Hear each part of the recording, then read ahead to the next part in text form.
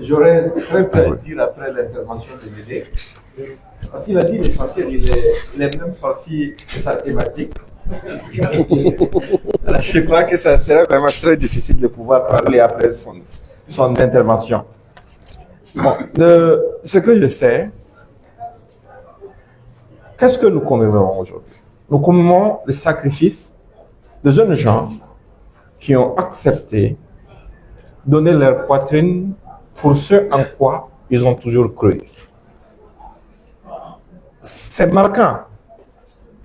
Et ce qui est encore plus marquant, c'est qu'après eux, des années après eux, d'autres personnes continuent de perpétuer leur mémoire, comme si c'était aujourd'hui.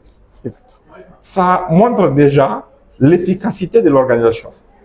Ça montre déjà l'importance de cette organisation.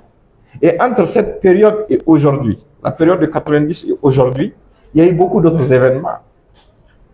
Beaucoup d'autres événements dans lesquels cette organisation s'était engagée au bénéfice du peuple nigérien, pas seulement des scolaires nigériens. Et pour ne pas dire en général pour le peuple africain.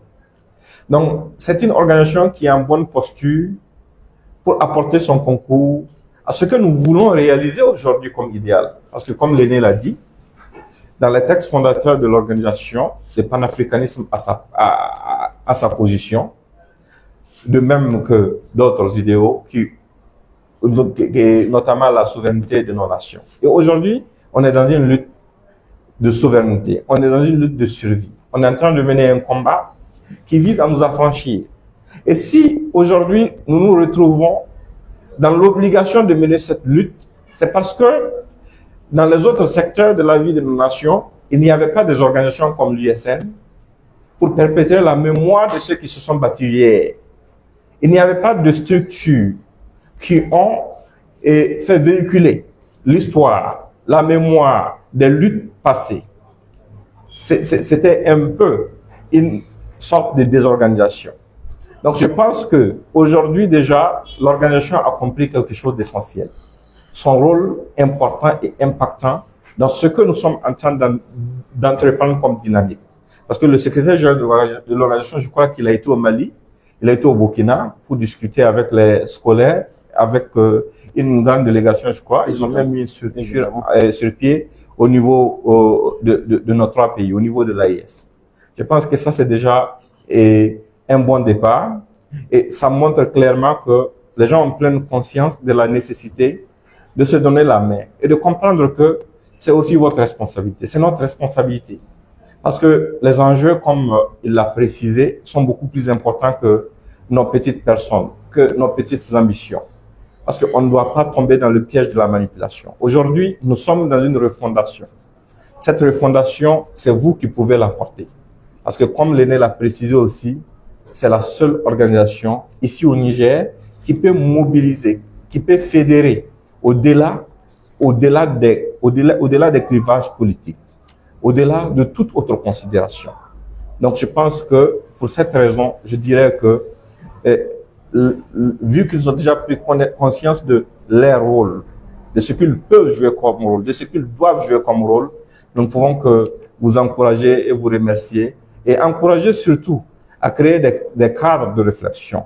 Des cadres de réflexion pour voir comment être efficace, pour voir comment est-ce qu'on peut juguler des problèmes qui peuvent surgir de nulle part, comment on peut éviter les divisions et les subdivisions, comment est-ce que nous pouvons échapper aux pièges potentiels que les gens voudront bien nous tendre. Merci bien.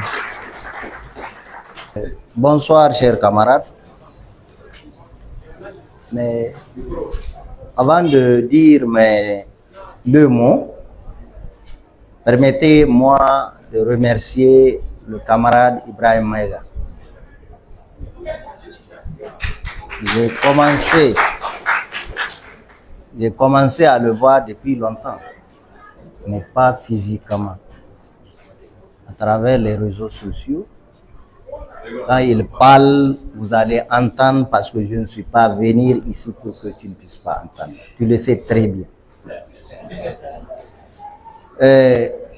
Camarade Maïga, vraiment merci pour tout ce que vous êtes en train de faire, non pas pour les trois pays, mais pour le continent africain entier. nous sommes reconnaissants et de continuer ce combat. Quelles que soient les menaces ou les intimidations, l'Afrique est dessus de nous.